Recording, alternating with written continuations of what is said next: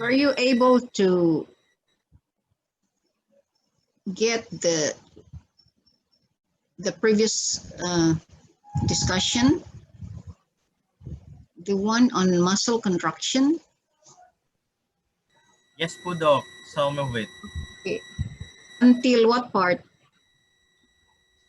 Until the rigor mortis. Rigor mortis. Okay. So yeah, this is the rigor mortis, is that the cross bridge, the actin cannot detach from the cross bridge. So it will remain attached to it because there is no more ATP that is supplied by the muscle because death has ensued. Okay, so this is the explanation for the hardening of the muscle after death. Rigor mortis. So we will move forward.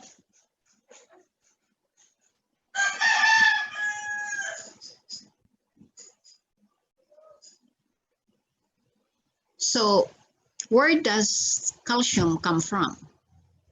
We said that calcium, upon binding with the troponin, will make the tropomyosin detach from the actin binding site.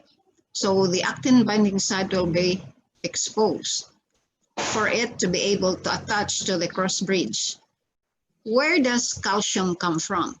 It comes from the sarcoplasmic reticulum. So this is how calcium is released. The action potential from the nerve will stimulate, will go through the T-tubules. It will go inside. The T-tubules will penetrate the muscle. And so from there, it will stimulate the dihydropyridine receptor.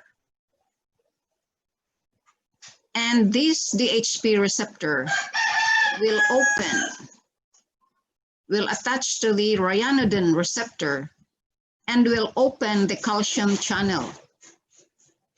And so the calcium pool, the cistern of this sarcoplasmic reticulum, will open and release the calcium towards the sarcoplasm. Then it will find its way into the troponin that attaches to the tropomyosin. So calcium is released from the lateral sac, and then it will bind its way, it will find its way into the troponin and blocking the tropomyosin.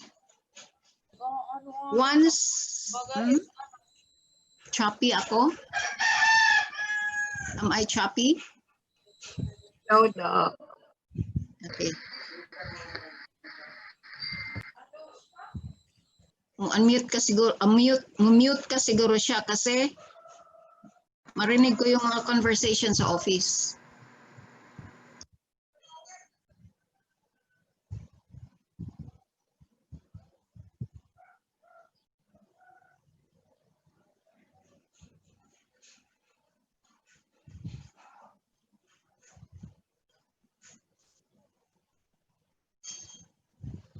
Ano ba yan?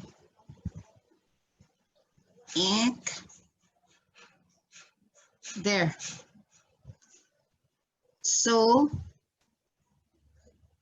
upon exposure of the actin binding sites, it will attach to the cross bridge of the myosin. And then the cross bridge will tilt towards the center, dragging along the thin filament. Okay. Upon detaching from the myosin cross bridge, upon detaching,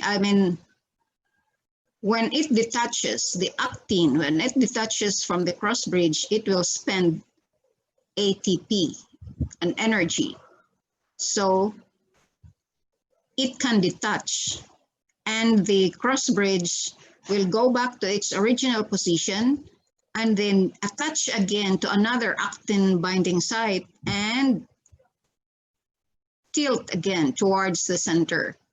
It will do this 12 times. Okay. Now what happens to the calcium so that contraction can take place? The calcium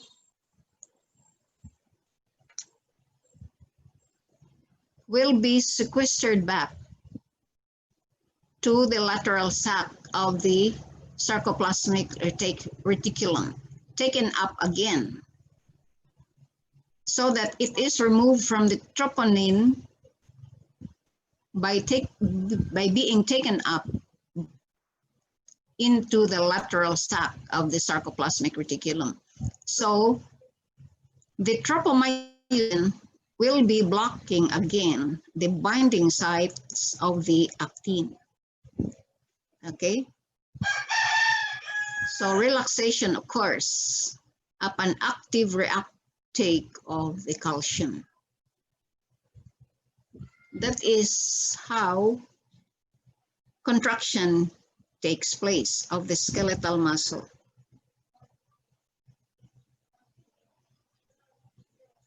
We have two methods of muscle contraction, isometric and isotonic contraction. And these are models here, just to show how it is, okay? Isometric contraction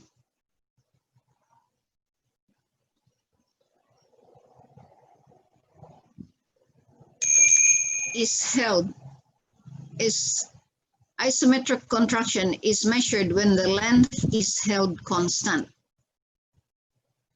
And the muscle length is fixed, okay? So the muscle is stimulated to contract and the developed tension is measured.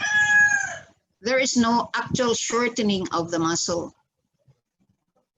Only the tension is being formed. While in the isotonic contraction, the load is held constant. Okay.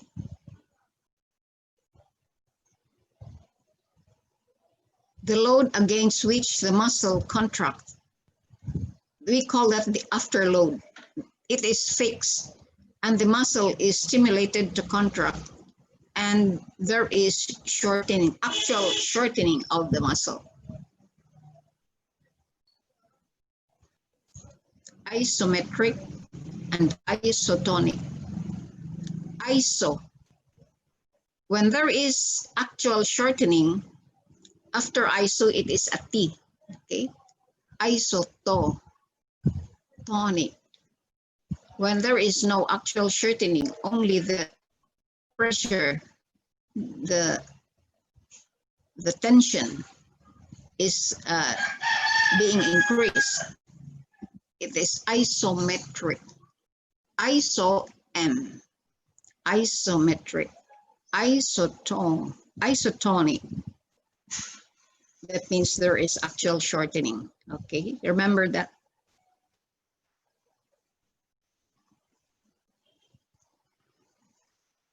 Now, the length tension relationship measures tension during isometric contraction.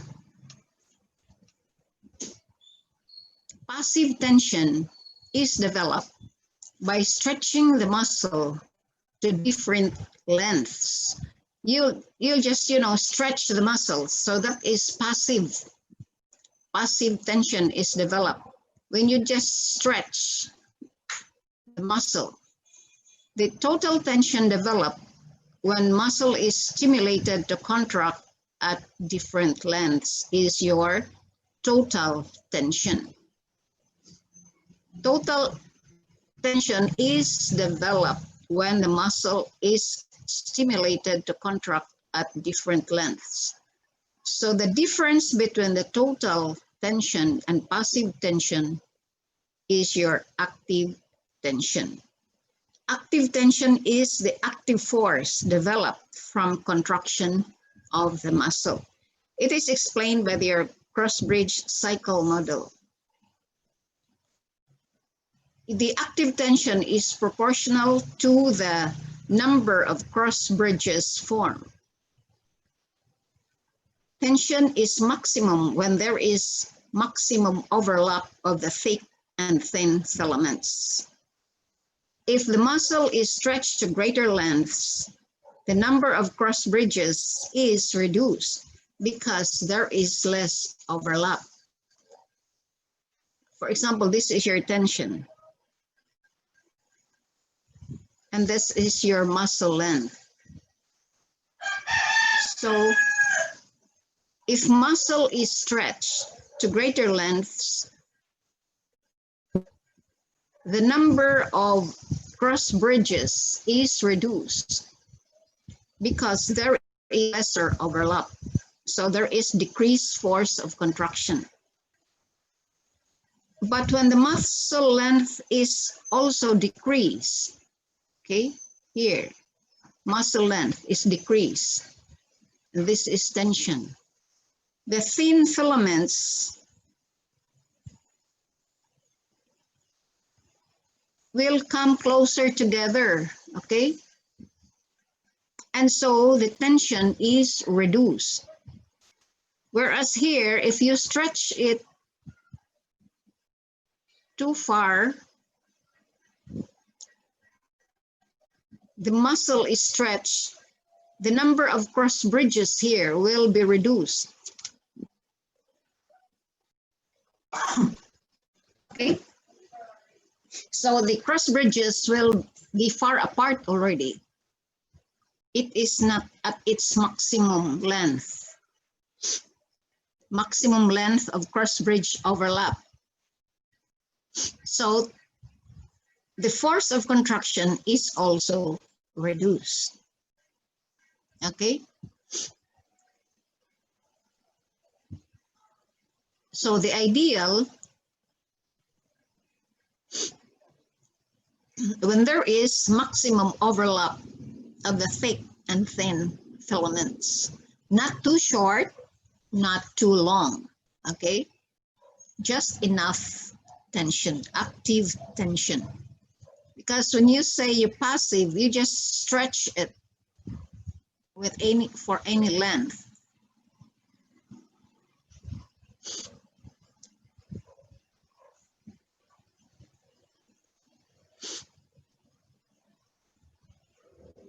And the total tension is developed when the muscle is stimulated to contract at different lengths. Okay, this is your muscle. This one here is too short, so crowded together, the cross bridges, so force of contraction is reduced. Here, too long. So the cross bridges will be far apart. So the effect is still the same. Decreased force of contraction.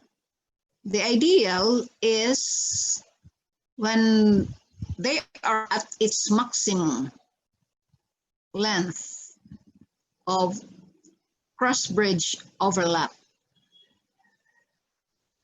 Okay, so that is the time when force of contraction is at its maximum. Okay.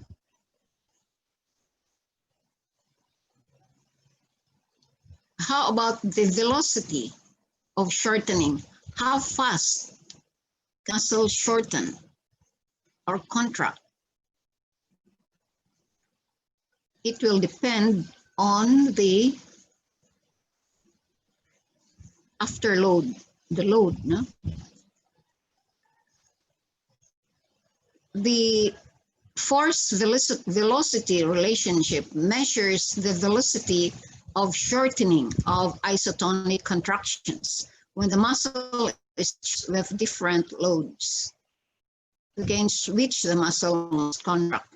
The velocity of shortening decreases as the load increases until it reaches a point when it will no longer shorten. You see, initial velocity, because the afterload is light, you see. That's why the shortening is fast. But as you make the load heavier and heavier, the velocity of shortening will decrease till it reaches a point where it will no longer shorten because the afterload, the load is too much. Okay, so that is the force velocity relationship. So too much of everything is not good, right? So things should be in moderation. You have to be moderate in your food, moderate in your drinks, moderate in your activities, and everything in moderation so that you will not develop stress. Okay? Strength of muscle contraction is increased by multiple motor unit summation because there is recruitment, you know, from the other units. A motor unit consists of a single motor neuron and all of the muscle fiber it innervates. It follows the all or none principles of action potentials. Its response does not vary with the stimulus strength. It follows the all or none principle of action potential because, you know, a single nerve has plenty of endings, right? And it will penetrate a muscle fiber, a muscle, and it penetrates the muscle fibers. How many fibers will it innervate? That is how it reacts. All or none. Okay? The multiple wave summation. Stimuli of increasing strength is applied singly to a nerve that innervates a muscle. As the intensity increases, so does the number of responding motor units because there is recruitment. And let us do this together. The muscle will say, until all available motor units in that muscle are responding. So unlike motor units and muscle fibers, a muscle's response varies with the intensity of stimulation. So graded, when the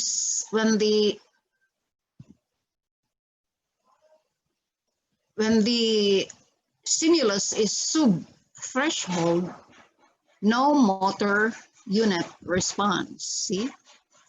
But when the threshold is increased, so there is already one motor unit.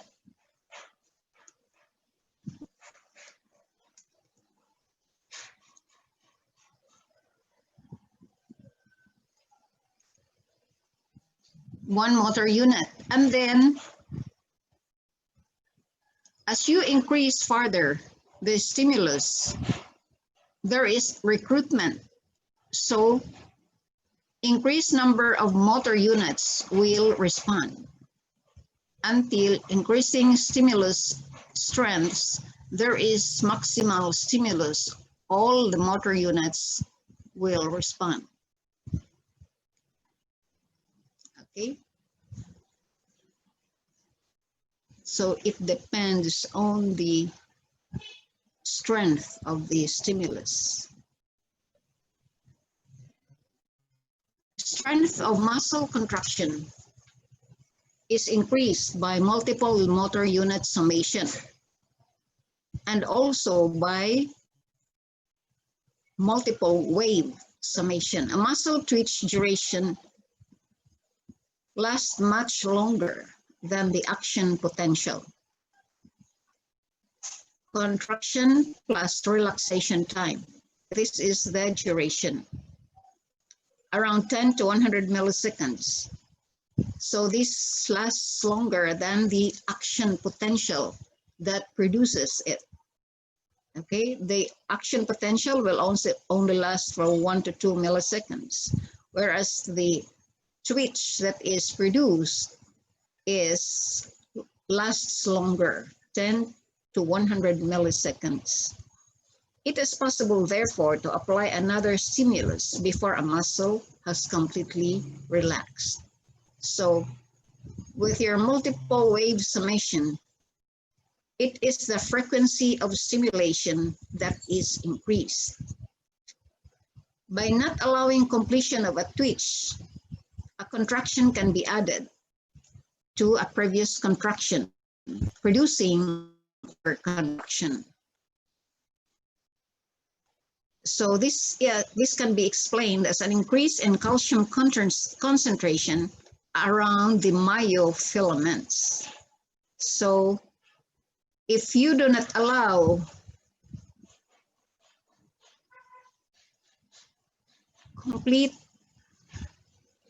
completion of a twitch, and you already added another stimulus to the previous contraction, another stronger contraction can be produced. But if you have not allowed the muscle to relax and then you stimulate it again, then different waves will produce. That is your incomplete tetanus. Partial relaxation is produced until complete tetanus, when you do not allow relaxation. You just continuously do the stimulation, and that is your complete tetanus already. This is incomplete tetanus, and then this is your complete tetanus. These are twitches only.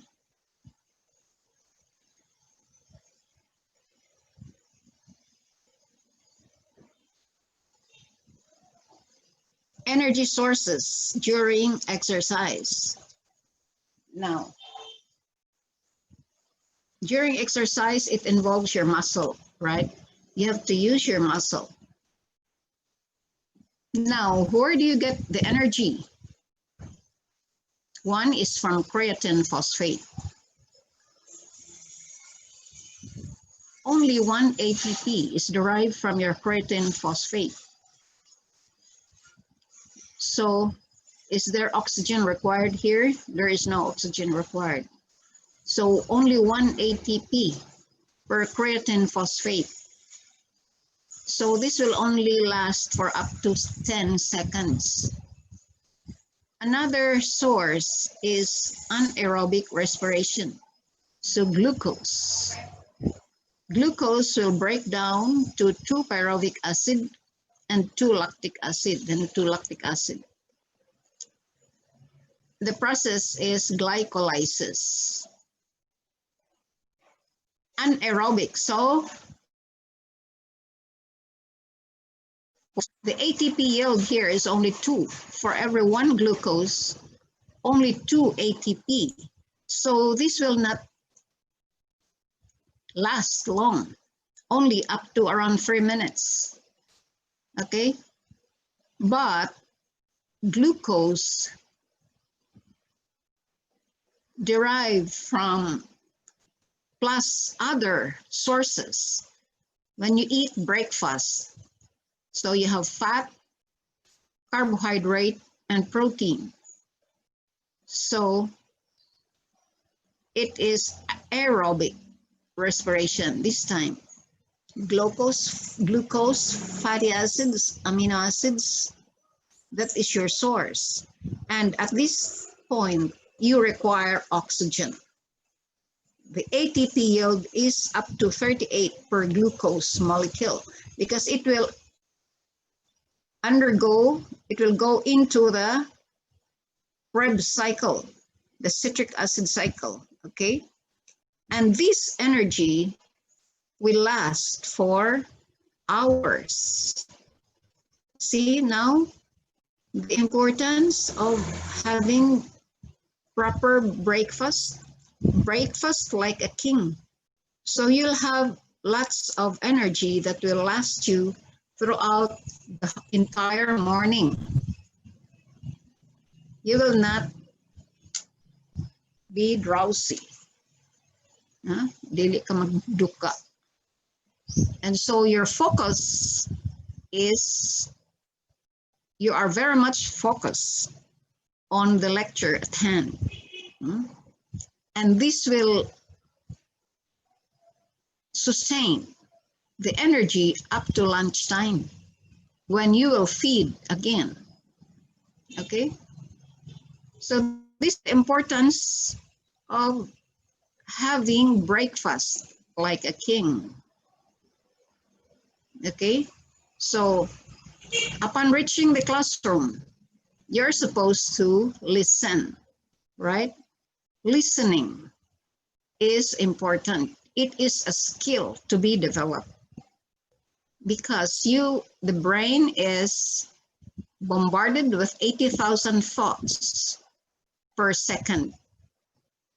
It is up for you to prioritize which focus, which train of thought you will follow at the moment, at the present, present at the moment. It takes skill to do that. That's why you have to train your ears and your mind to focus on the lecture at hand, on whatever you are doing. For example, you are examining a patient. You have to focus. Do not listen to the outside noises. Focus on your examination, physical examination of the patient, like that. But it takes skill to do that. That's why as early as here in the first year, you already have to develop that skill. Okay? Because we have different types of listening. We have to develop the listening type that is being developed, that is being used by physicians. The physicians have a different, when they listen, iba lang sila. They are different. They are capable of paying attention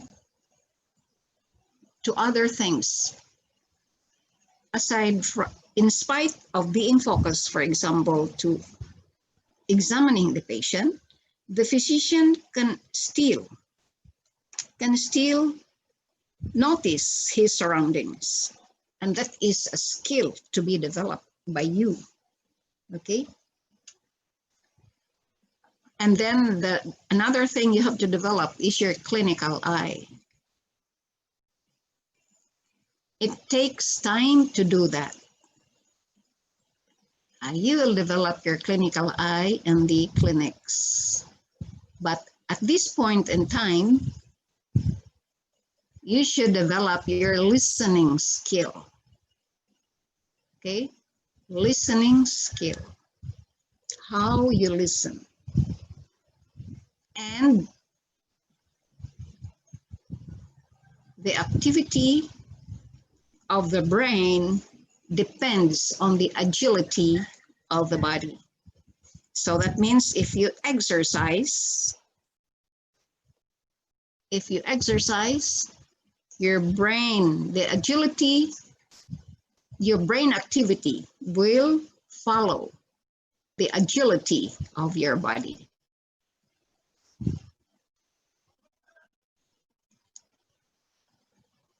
Your skeletal muscle has different type of fibers.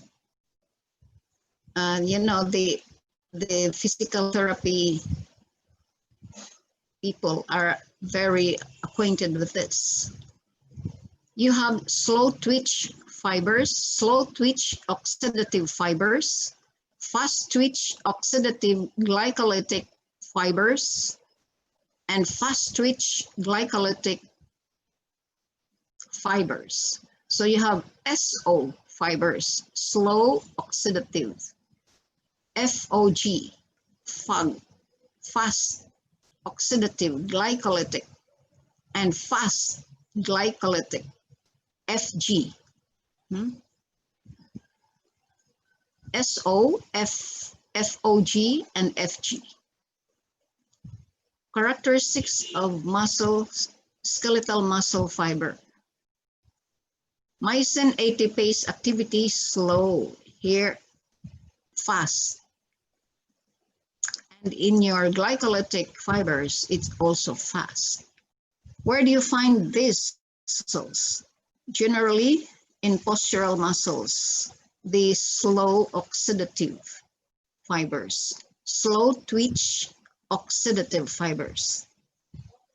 Fast twitch glycolytic, oxidative glycolytic generally predominate in the lower limbs, and fast twitch generally predominate in upper limbs.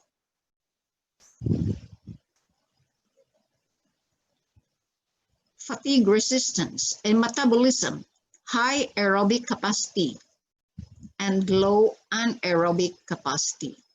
The fast twitch, FOG, intermediate aerobic capacity and high anaerobic capacity.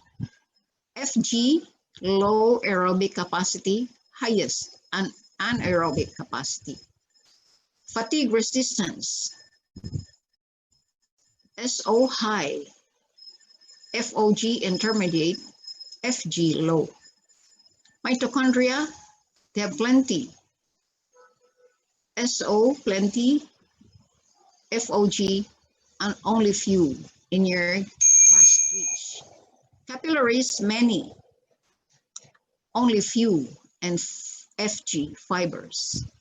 Myoglobin content high, and but low in your FG fibers.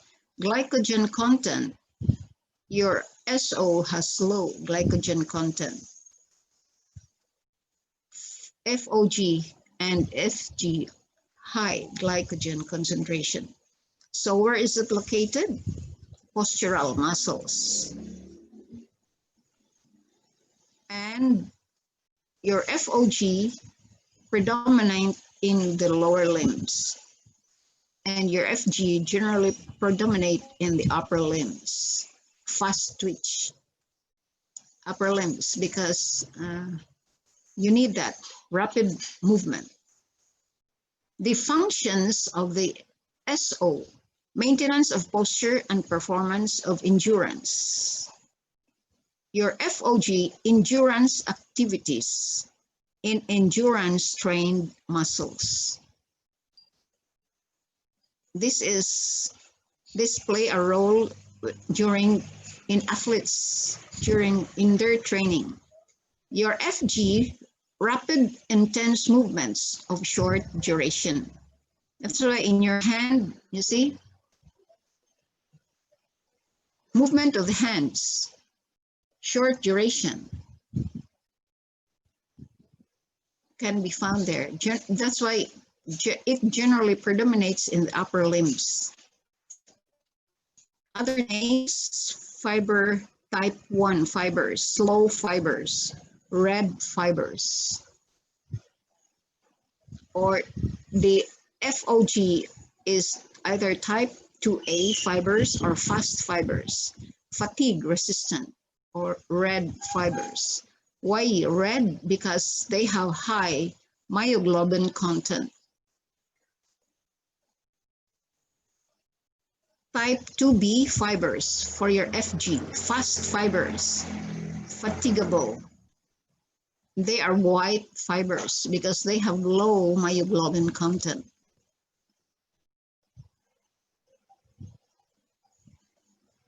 Yeah.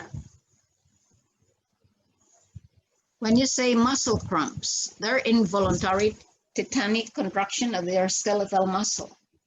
This may be due to electrolyte imbalance in the surrounding extracellular fluid.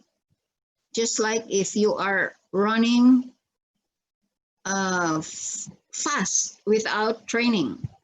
So that is, sudden contraction of the muscles. So it can create an involuntary tetanic contraction, muscle cramps. That's why you will have cramps, just like when you swim too fast or when you swim without your body adjusting to the temperature of the water. It can create involuntary tetanic contraction. Hypocalcemic tetany, involuntary tetanic contractions due to low extracellular fluid calcium. When there is low calcium, there is increased opening of the sodium channels. And what happens? Depolarization of the membrane. So there is spontaneous action potentials develop because increased opening of sodium channels, what happens? The sodium will get inside the cell. And so depolarization of the membrane takes place. There is spontaneous action potentials develop and release of calcium from the sarcoplasmic reticulum, and there is contraction. Depolarization of membrane, and these action potentials will be brought forward, okay, to the muscle, and it will go through the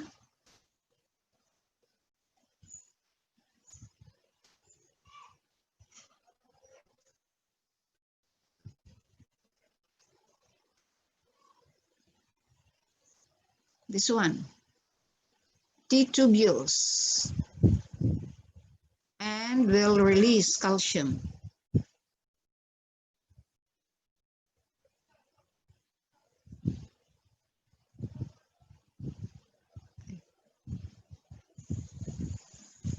Yes. Another disorder, polio myelitis. This is caused by polio virus. The motor neuron is destroyed by the virus. That's why there could be a deformity of the spinal cord because of the destruction of the motor neurons.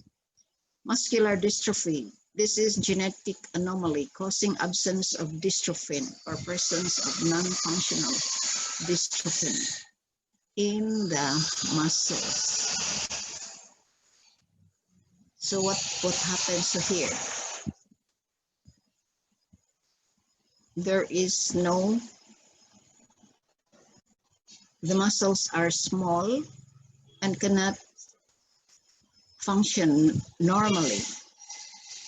In myasthenia gravis, acetylcholine receptors are reduced. Rigor mortis, ATP depletion. So, characteristic of muscle cells. You have your skeletal, smooth muscle and cardiac muscle. The thick and thin filaments of skeletal muscles. Yes, with single unit Smooth muscles, yes. Multi-unit, yes. Cardiac muscles, yes. So you have your thick and thin filaments. The sarcomeres, the bonding pattern is not found in smooth muscles, only in skeletal and cardiac muscles. The transverse tubules are found in skeletal and cardiac muscles only, none in the smooth muscle. Sarcoplasmic reticulum, plenty in skeletal muscles, only few in smooth muscles and cardiac muscles. Gap junctions, none in skeletal muscles, yes, in smooth muscles and cardiac muscles. Source of activating calcium, the sarcoplasmic reticulum. In the smooth muscles, SR and extracellular compartment. Site of calcium regulation, troponin. Here in the smooth muscle, it is the myosin. In the cardiac, the troponin. Speed of contraction, fast and slow of your skeletal muscle. Smooth muscle, single unit, very slow. Multi-unit, very slow. Cardiac muscle is slow. Spontaneous production of action potential by pacemakers. None in skeletal muscle. Yes, in single unit smooth muscle. None in multi-unit smooth muscle. Yes, in certain fibers, but most not spontaneously active.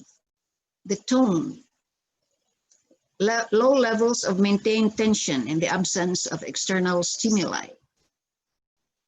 None, no in cardiac and skeletal muscles, only in single unit smooth muscles.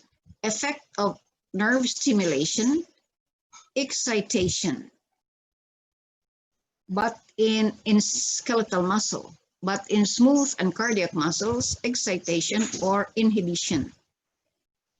Physiological effects of hormones on excitability and contraction. None in smooth and skeletal muscles. Yes, in smooth and cardiac muscles.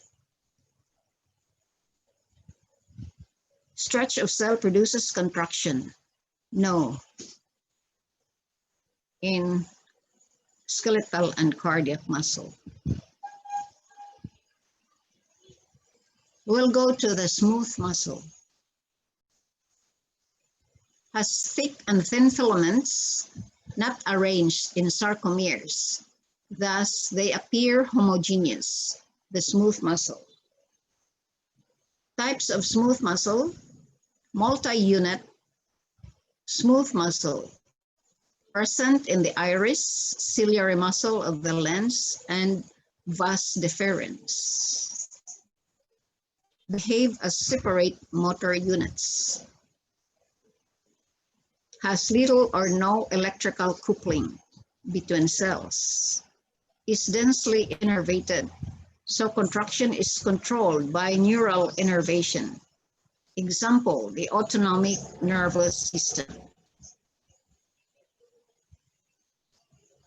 The unitary single unit smooth muscle is the most common type and is present in the uterus, gastrointestinal tract, ureter, and bladder. It is spontaneously active, exhibits slow waves and pacemaker activity, which is modulated by hormones and neurotransmitters. Spontaneous. So this is found in your uterus. The most common type in the uterus, GIT, ureter, and bladder. Has a high degree of electrical coupling between cells, such that electrical stimulation of one cell is followed by stimulation of adjacent smooth muscle cell, and therefore results in a wave of contraction, such as peristalsis, and permits coordinated contraction of the organ. For example, in your bladder, when the bladder is full, So it will empty. And so there is contraction of the bladder, just like your uterus. When the uterus will already deliver, because the fetus is fully matured, then it will be delivered outside. So the uterus will undergo contraction. So it will act as a single unit contraction. And although it takes time, but it is sustained contraction until the baby is delivered. Just like in your peristalsis, that is to move the digested food and the undigested food outside, especially the feces in the large intestine. The vascular smooth muscle has both properties of multi-unit and single-unit smooth muscle.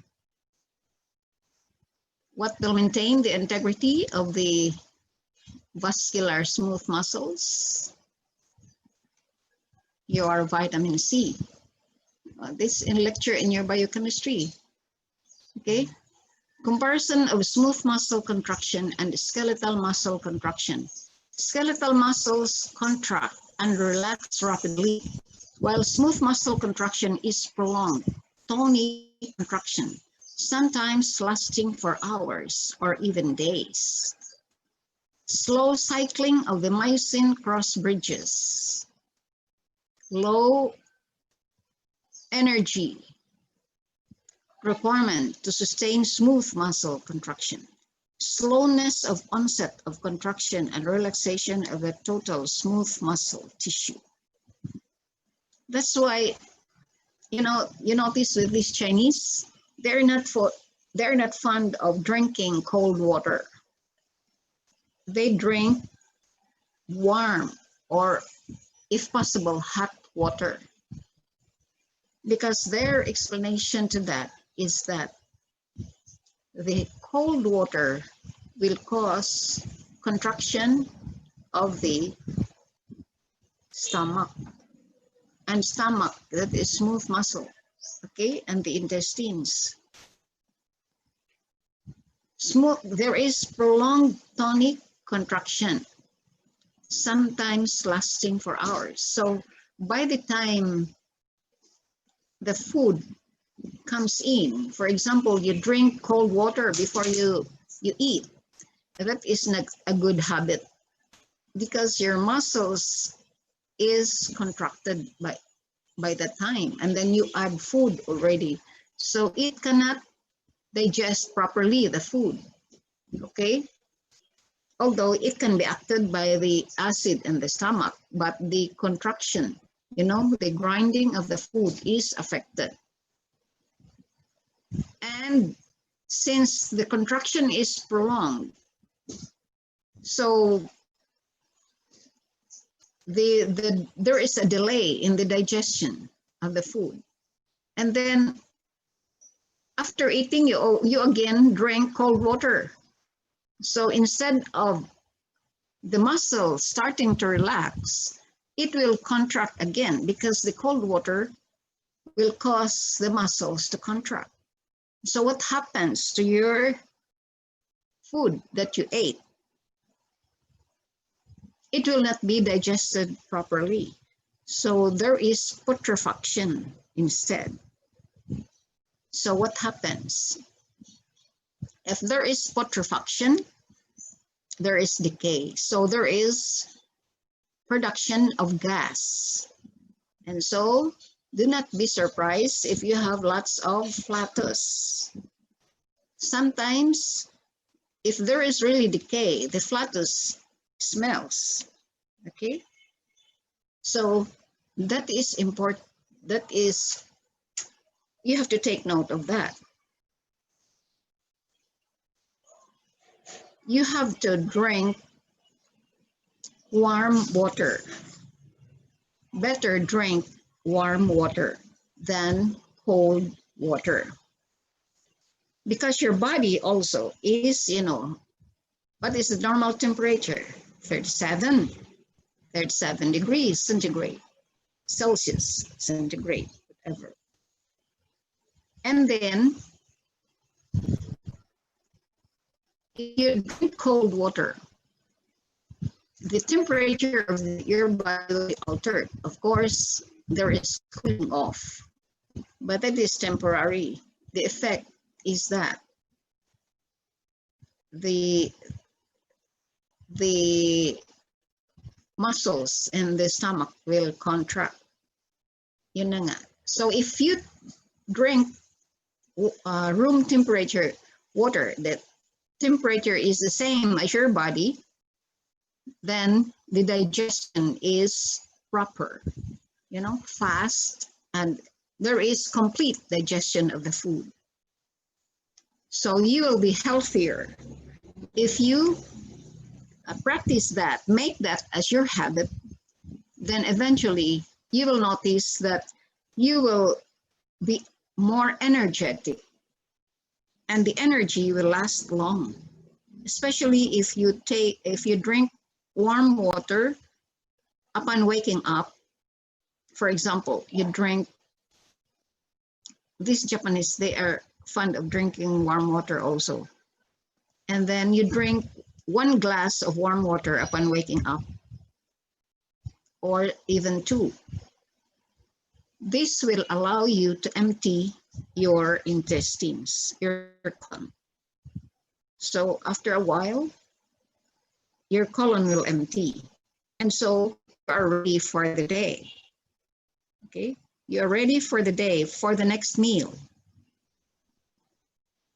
So it is healthy, because if you cannot empty your colon, no bowel movement during the day, the toxins will accumulate, and some of the toxins will be reabsorbed back into the body.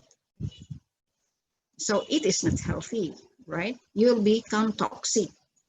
And so it will go back, and then will be filtered again by the liver. It's not a healthy habit. So I encourage you to drink warm water instead of cold. Okay?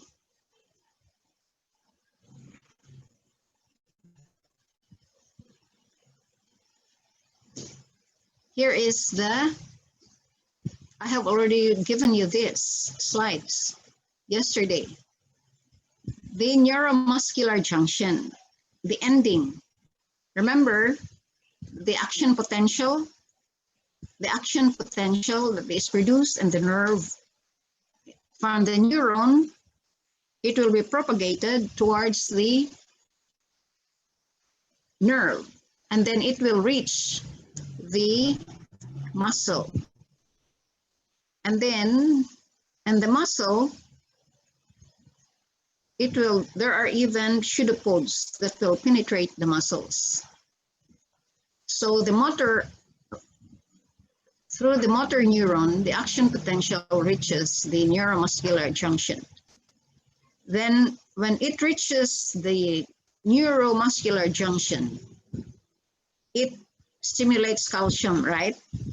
Calcium enters voltage-gated channels, and it will release the acetylcholine. And the acetylcholine is packed in the vesicles, in a vesicular form, and they are standing by near the cell wall of the neuron, of the nerve, okay? And so once calcium gets in there, the acetylcholine is released from the vesicles. So the acetylcholine will go into the channel, okay, between the neuron and the muscle. So this is your neuromuscular junction. And the acetylcholine will bind into the receptors of the muscle. Yeah. And then it will stimulate an action potential. So there is sodium entry Okay? There is an action potential formed. There are also voltage-gated sodium channels. What happens next? There is a local current between the depolarized end plate and the adjacent muscle plasma membrane.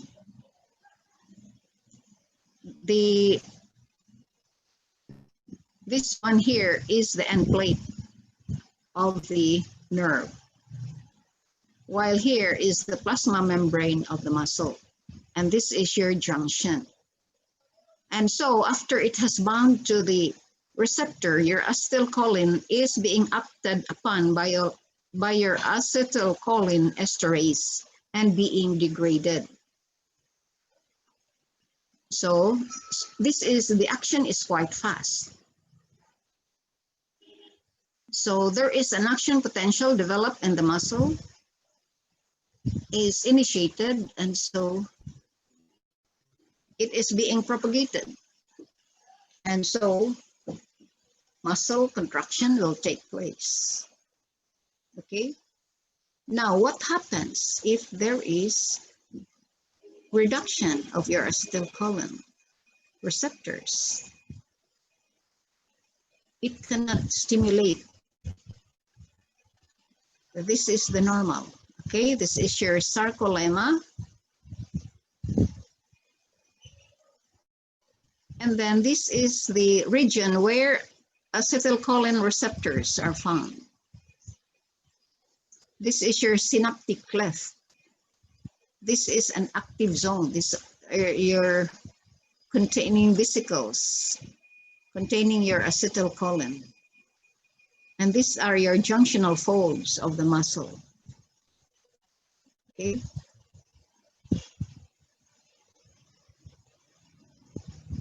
How about if these junctional folds are lost? No?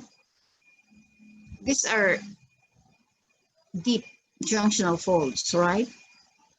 Now, if there is reduction in the amount of the junctional folds, so there is shallow, okay? There is not even junctional folds. That is what happens in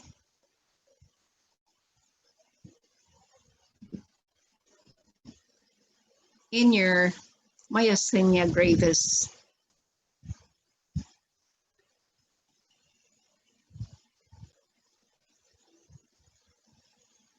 Here, in your myasthenia gravis. So, synaptic cleft. What will you do to abort the action, to delay the action of your acetylcholine esterase? Neostigmin. Yes, neostigmin. That is the result. Huh?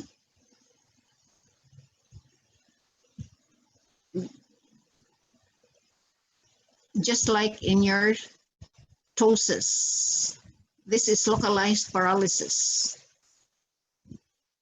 But yeah.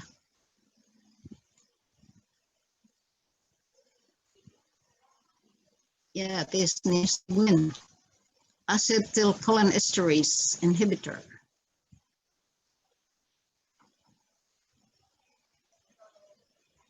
Magnesium sulfate. I've already mentioned that yesterday, right? If you have eclampsia, abnormal pregnancy. So you need to minimize the contraction of the uterus. So you have to give magnesium sulfate. That's why it is good if you take in calcium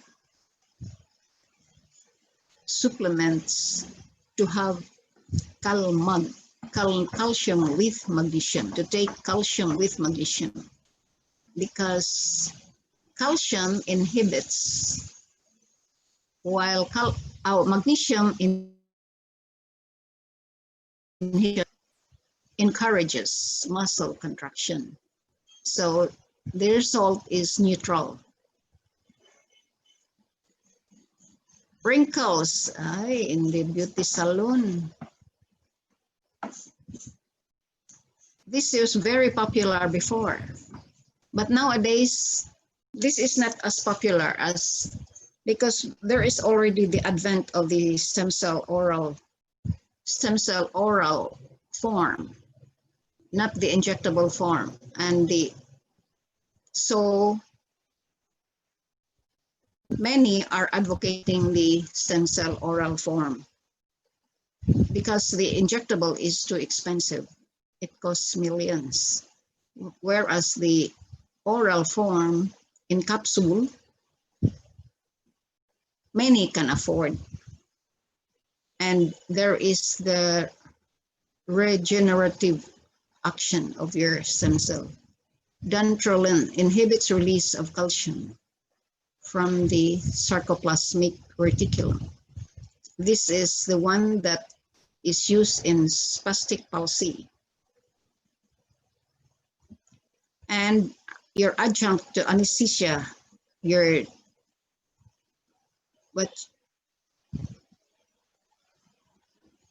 non-depolarizing blockade of nicotinic receptors on the skeletal muscle.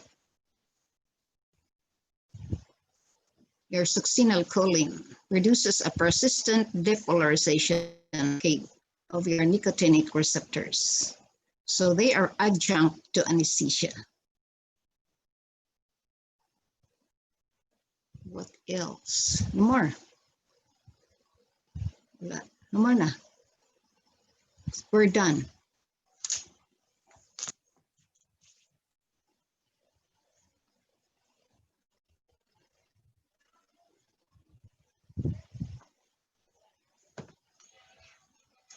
We're done already. So next week, what is your lecture next week?